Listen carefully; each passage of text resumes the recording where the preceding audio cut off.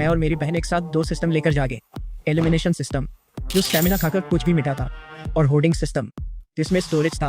बड़े भाई के नाते बचपन से उसकी कमजोर सेहत पर मुझे दुख होता। मैंने स्टेमिना ड्रेनिंग एलिमिनेशन सिस्टम चुना। बहन ने होर्डिंग सिस्टम। कौन जानता था एक हफ्ते में प्रलय आ जाएगी। भीषण ठंड और ज़ॉम्बी झुंडों ने सब उजाड़ दिया।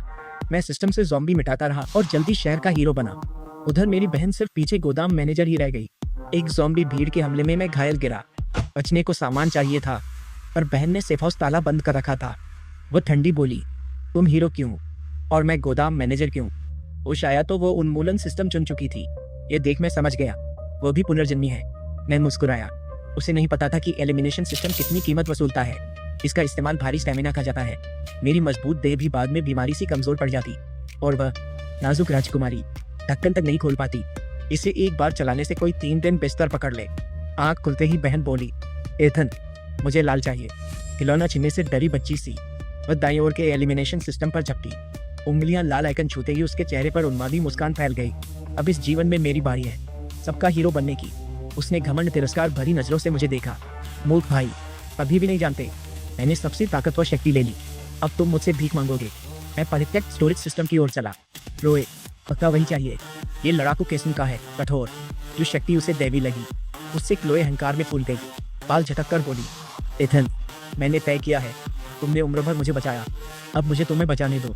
लड़ाई और गंदा काम मैं करूंगी। और सुनहरा वाला शायद बस भंडारण है। तुम्हारे सलीकेदार स्वभाव को जंचता। रसद तुम संभालो, मेरी रक्षा करो। मैं भीतर ही भीतर हंसा। वो मुझे औजार बनाना चाहती है, फिर मेरी हर बिट की कीमत निचोड़ लेगी। मैंने उसे अनदेखा कर सामने सुनहरे चिन्ह को धीरे छुआ।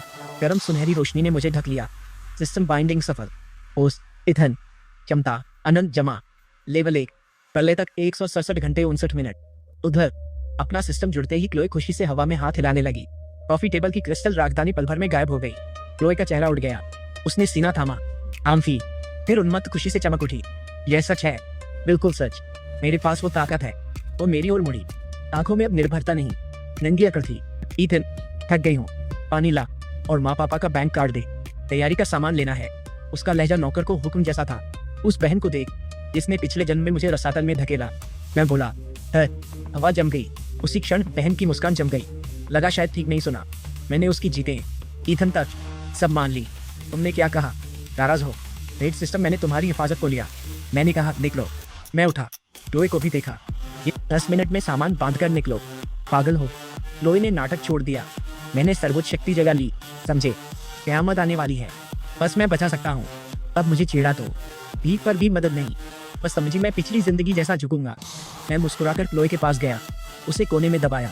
उसकी सबसे बड़ी शक्ति। मैंने उसके कान के पास दीवार पर मुक्का मारा। क्लोए चीखी, सिकुड़कर सिर ढक लिया। तुम्हारी तथाकथित क्षमता कपड़े गायब करना है, भूल गई। ये मिटाती है, खाना नहीं बना सकती। 7 दिन में तापमान -60 डिग्री होगा। खाना कपड़े बिना पूरी इमारत उड़ा भी दो तो ठंड और भूख से मरोगे। क्लोए कांपी। यह बात छूट गई थी। फिर गर्दन तान कर चिल्लाई, आखिर तो क्या? मैं खुद छीन लूंगी। जो सामान ना देगा उसे गायब कर दूंगा। टूटे गोदाम की रखवाली किस काम की? तेरी तुम्हें मुझ पर निर्भर रहना है। शुभकामनाएं। मैं दरवाजे तक गया और खोल दिया। तुरंत निकलो, वरना सिक्योरिटी तुम्हें घसीटकर बाहर करेगी। याद रखो, यह कानून का समाज है। उस पैट पर मैं पुलिस बुलाऊंगा। रोए मेरी पीठ देख सन रह गई। ठीक, तुम दिलहीन हो तो मेरी बेरहमी का दोष मत देना। एक दिन कयामत में तुम्हें कबाड़ समेत मेरे आगे गिड़गिड़ाते देखूंगी। ईथन पछताना मत। क्लोए कमरे में घुसी, कपड़े और गहने सूटकेस में ठूंसकर फिर उसे घसीटती बाहर निकल गई। उसने मुझे घूरकर कहा, इस जन्म में मैं तुम्हें अपनी आंखों के सामने कुत्ते की तरह मरने दूंगी। दरवाजा बंद हुआ। मैं टिककर लंबी सांस छोड़ी। रिश्ते कट चुके थे, और वह गद्दार जो कभी पीठ में छुरा घूम सकता था अब नहीं था। अब मैं खुलकर जा सकता था। फोन निकाला, समय देखा, 15 जनवरी 2020 सुबह 6:10। कयामत तक 7 दिन। मैंने 8 मिलियन का घर ऑनलाइन 20% छूट पर बेचने को रखा। माता पिता की विरासत जोड़कर लगभग 11 मिलियन बने। दिन से -70 डिग्री ठंड व ज़ॉम्बी झुंड झेलने वाला कयामत किला और कई जीवन का सामान जुटाना था। फिर भी पैसा कम था। फिर मैंने बैंक को कॉल कर घर के बदले कंपनी शेयर गिरवी रखे। उधारदाताओं को फोन किया। ऑनलाइन लोन प्लेटफॉर्म और क्रेडिट कार्ड की लिमिट जुआरी सी खींच ली। एक दोपहर में 16 मिलियन नकद मिला। काफी, ये पर्याप्त होगा। उस बैंक खाते के चकराने अंकों को देखकर खुशी नहीं, बस जल्दबाजी थी। पैसा कचरा था, जाने सिर्फ सामान ही बचा था। अनबिकी एसयूवी लेकर मैं फौरन सीधे उपनगरों चला। निशाना पश्चिमी उपनगरों का छोड़ा हुआ कोल्ड चेन लॉजिस्टिक्स पार्क। ये कभी शहर का सबसे बड़ा कोल्ड स्टोरेज था। फिर मालिक पैसा गबन कर भागा तो बंद हो गया। जगह दूर, चारों तरफ मैदान, बचाव आसान, हमला मुश्किल। पिछली जिंदगी में गैंग ने इसे घेरा, सर्वाइवल अड्डा बना। अब ये मेरा होगा। साइट की रखवाली करता बूढ़ा मिला। मैंने उसे 20,000 दिए। बोला आधे महीने के लिए हॉरर एस्केप रूम हेतु किराया चाहिए, कॉन्ट्रैक्ट नहीं, बस चाबियां। मोटे नोटों का ढेर देखते ही बूढ़ा इतना मुस्काया कि नकली दांत गिरने लगे और बिना बोले चाबियां दे दी। चाबियां मिलते ही मैंने गेट ताला लगाया और विशाल भूमिगत कोल्ड स्टोरेज में उतरा। 2 साल परित्यक्त, 10 मीटर नीचे भी अब ठंडा नम था। करीब 3,000 वर्ग मीटर, 8 मीटर छत। मैंने मन में कहा मौजूदा जगह स्कैन करो। स्कैन पूरा, अर्धबंद भूमिगत क्षेत्र मिला। सेफ हाउस मरम्मत मानक ठीक। स्पेस एंकरिंग चालू करो। एंकर होते ही ये वास्तविक दुनिया में सामग्री ट्रांसफर स्टेशन बनेगा। आप चाहे तो बाहरी सामग्री सीधे यहाँ टेलीपोर्ट करें और सिस्टम स्पेस से सामग्री यहाँ भी निकाले। एंकर की जगह तय होते ही भरने को मैं सीधे शहर के बड़े कृषि थोक मंडी पहुंचा और धड़ाधड़ खरीदने लगा। मेरी बेताशा खरीद ने बाजार में हलचल मचा दी। कयामत का जमा खर्चा कर रहा सा यह रहस्यमय नौजवान प्रबंधन की नजर में आया, मगर बहाना तैयार था। मैंने कहा ये पहाड़ों की कई खानों के लिए सालाना सप्लाई जमा है। पहाड़ सील होने से पहले सब अगले दिनों में तैयार चाहिए। आज पैसा ही रास्ता खोलता है। रकम सही हो तो बेतुका बहाना भी चले, कोई तुरंत मदद कर देता। रात को सप्लाई ट्रकों की पहली खेप आकर वीरान पश्चिमी फैक्ट्री पहुंची। उतराई के बाद सब चले गए। मैंने लोहे का गेट फिर ताला लगाया। विशाल शीत भंडार में सामान छोटे पहाड़ों सा जमा था। मैं 5 मीटर ऊंचे चावल के ढेर तक पहुंचा। हाथ उठाकर नीचे बोरे पर हथेली रखी। तुरंत ही 50 टन चावल गायब हो गए। आंखें मूंदकर अपनी चेतना से सिस्टम स्पेस में गया। उस अनंत सफेद शून्य में 50 टन चावल हवा में चुपचाप तैर रहे थे, पुरानी शक्ल में। यहाँ समय थम गया था और साल बाद भी ये उतने ही ताजा पत्ते। कमाल, सब कुछ मेरी मुट्ठी में होने का नशा था। पर यह बस शुरुआत थी। -60 डिग्री में बिना हीटर के खाना चट्टान सा जम जाएगा। मैंने दोस्तों से 10,000 टन धुआंधित कोयला, डीजल, सोलर पैनल और जनरेटर तुरंत खरीदने को कहा। 7 दिन बचे थे। मुझे इस कोल्ड स्टोरेज में 10 जिंदगियों जितना खाना जमा करना था और इसे जलवायु नियंत्रित किला बनाना था, जिसे परमाणु बम भी न तोड़ सके। उसी पर फोन बजा, क्लोए का मैसेज, और उसका सीनियर रेयान महंगे फ्रेंच रेस्तरां में बैठे। बेचारा भाई, निकाले गए तो अब इंस्टेंट नूडल्स खा रहे हो। रायन और मैं जिंदगी मना रहे हैं। अभी घुटने टेक कर गिड़गिड़ाओ तो शायद रोटी का टुकड़ा दे दूं। स्क्रीन पर तिरस्कार की मुस्कान। खाओ, खूब खाओ, ये तुम्हारा आखिरी इंसानी खाना। लिखा, गर्म कपड़े पहनना। फिर मैंने उसे ब्लॉक किया, फोन बंद किया। दूसरी मंजिल के लटके वॉकवे से स्टील डाटे के पेट में चींटी सी दौड़ते दर्जनों मजदूर देखे। बस शर्तें ज्यादा नहीं। वक्ता ब्लेक था, शहर का सबसे जुगाड़ू ठेकेदार। अब जो हाथ की घनी डिटेल ब्लूप्रिंट घूरते हुए कब सा लगा। चारों ओर 50 सेमी एरोस्पेस ग्रेड एरोजेल इंसुलेशन, भीतर 20 मिमी बुलेट प्रूफ स्टील की 2 परतें, वेंटिलेशन पूरी तरह सील, बस 2 एयर इनटेक, एनबीसी फिल्टर सहित। ब्लेक ने माथा पूछा, भाई ये सस्ता नहीं, पैसा तुम्हारे खाते में है, बाकी कोई रास्ता खुला ना रहे। 5 मिलियन एडवांस, 3 दिन में काम चाहिए, सामान स्टॉक में हो, वरना साइट से उठाओ, कमी का 3 गुना दूंगा। ब्लेक से नजरें मिली। एक नियम, क्यों ना पूछो, फोटो न लो, सोशल मीडिया पर न डालो, काम पर 2 मिलियन चुपी के। ब्लेक का आदम से जोर से उछला, 7 मिलियन, उसके 2 साल के मुनाफे बराबर। ठीक है बॉस, आप पिता जैसे, इतनी दरियादिली पर सुने। 3 दिन में ना दिया तो मेरा सिर मरोड़कर फुटबॉल बना ले। उसे अकड़कर जाते देख मैं निश्चल रहा। मैं जो बना रहा था वह शरण नहीं, प्रलय से अलग आत्मनिर्भर इकोसिस्टम था। मैं फैक्ट्री के कोने पहुंचा, जहाँ खास माल उतरा था। लकड़ी के बड़े बक्से खुले, भीतर काली धातु चमकी। ये साधारण स्टील नहीं, बल्कि high voltage electric fans, generator और सैन्य ब्लास्ट प्रूफ कांच थे, जो शुरुआती तबाही में खास रास्तों से मिले। असली डर ज़ॉम्बी नहीं, भूख ठंड में हैवान बनता इंसान था। साधारण रोल अप दरवाजे भी कागज जैसे कमजोर थे। पहले मोब सिस्टम सारी निर्माण सामग्री जमा कर ब्लूप्रिंट के हिसाब से सेट करता था। मजदूरों के डिनर ब्रेक में मैंने ब्लास्ट प्रूफ कांच छुआ और दर्जनों टन सामान पल भर में गायब हो गया। पेर्सी सिस्टम के नियंत्रण में वे कारखाने की छत के स्काईलाइट खानों में सहज समा गए। आखिरी निर्माण गाड़ी जाते ही भारी लोहे का फाटक धीरे बंद हुआ। अपने पूरे स्टील किले के बीच खड़ा मैं पहाड़ जैसे सामान भरे कमरे को देखता रहा। फिर भी कम, बहुत कम। फोन में बैलेंस देखा, 5 लाख से भी कम सिर्फ बचे। कैद रास्तों से मेरी खरीद क्षमता खत्म हुई। फिर आई $0 खरीदारी की रात 2 बजे East Harbour bonded logistic centre में। यह दूसरे शहर का सबसे बड़ा आयात निर्यात केंद्र था। गोदी पर हजारों कंटेनर ईंटों जैसे सजे थे, जिनमें दुनिया भर का प्रीमियम माल भरा था। उस रात मैंने बॉन्डेड जोन के महंगे गोदाम आधे खाली किए। तभी दिमाग की हल्की चुभन ने चिताया, मानसिक ऊर्जा ओवरयूज हो रही है। मैं रुक गया। निकलते वक्त इंजन की दहाड़ ने रात का सन्नाटा चीर दिया। कई काली मॉडिफाइड एसयूवी बंदरगाह में घुसी, पास के छिपे गोदाम पर रुकी। दरवाजे खुले, दर्जन भर टैटूधारी गुंडे उतरे। आगे गंजा सरगना चिल्लाया, माल उठाओ जल्दी। ड्रैगन बोला, टेप आज रात निकालो, हर हाल में। अफसर कड़ी नजर, उनके ढोए बक्सों पर खतरनाक सामग्री की बड़ी चेतावनियां थी। मैंने आंखें सिकुड़ी, सिस्टम का लंबी दूरी स्कैन चालू किया। नतीजा टी विस्फोटक डिटोनेटर, औद्योगिक नाइट्रिक एसिड गोला बारूद। मेरा दिल एक धक से रह गया। यह ब्लैक शार्क गैंग का तस्करी अड्डा था, इलाके का सबसे बड़ा गिरोह। ऐसा टीएनटी देख मैं होंठ चाट गया। ये ज़ॉम्बी उड़ा दे, किलेबंदी भी तोड़ दे। ये तोहफा दरवाजे पर है। इन विस्फोटकों से आखिरी तुरुप होगी और मैं लिहाज नहीं करूंगा। मैंने सिस्टम स्पेस से चुपचाप गोदाम के पीछे पहुंचा, हाथ पतली रंगीन स्टील दीवार पर रखा। ये दूरी सिस्टम की संग्रह सीमा में थी। सिस्टम, अंदर के सारे विस्फोटक लॉक करो और सब समेट लो।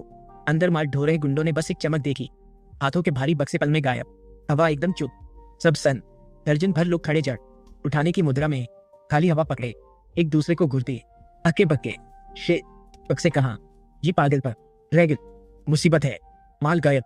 सभी पिंजा सरदार खाली गोदाम देख, उसका चेहरा रंग बदलता गया। क्रोध से दहशत, फिर सन रह गया। किसने किया? बाहर आओ। वो पिस्तौल निकाल हवा में पागलों सा। तब तक मैं बंदरगाह की दीवार फांदकर रात में गायब था। 24 घंटे की उल्टी गिनती। शहर आखिरी दिन भी व्यस्त रहा। कोई नहीं जानता था, यह ओनली ओल्ड वर्ल्ड की आखिरी सांझ थी। मौसम केंद्र की शीतलहर चेतावनी, कल तापमान 10 से 15 डिग्री गिरेगा। किसी ने इसे गंभीर नहीं माना, बस कोई थर्मल पारद पर पहन लेता। मैं फिर बाहर नहीं निकला। पश्चिमी उपनगर के किले में रहकर जांच की, दरवाजे खिड़कियां वेल, सिर्फ एक मुख्य प्रवेश। सोशल मीडिया देखने को फोन खोला। लोए ने 1 घंटे पहले अपडेट डाला, सर्दी आ रही है, फिर भी दिल गर्म।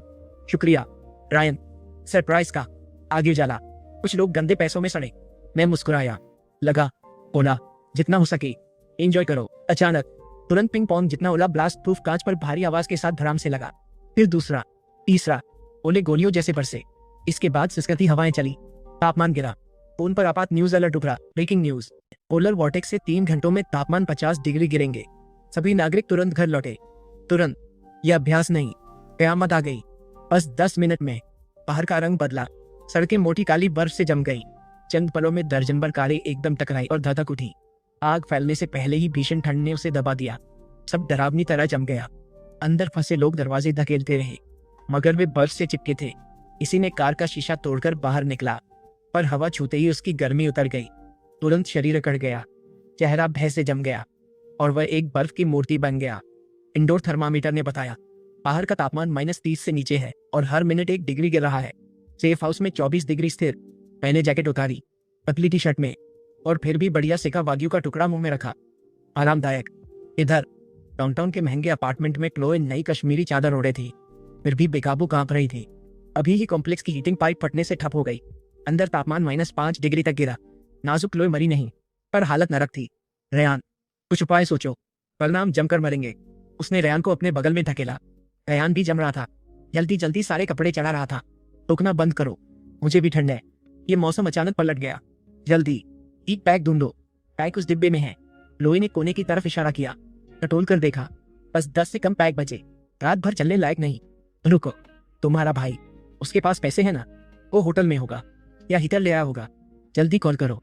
लोई ने सहारा पकड़ा, कांपते हाथों से नंबर मिलाया। नंबर बंद है। तब उसने फोन सोफे पर फेंक दिया। तमीने ने फोन बंद कर दिया। घबराओ मत, घबराओ मत। रेयान की आंखें चमकी। अब याद आया, साउथ सिटी मार्केट में मैंने तुम्हारे भाई को देखा था। उसे पश्चिमी उपनगरों में एक परित्यक्त फैक्ट्री का नाम लेते सुना।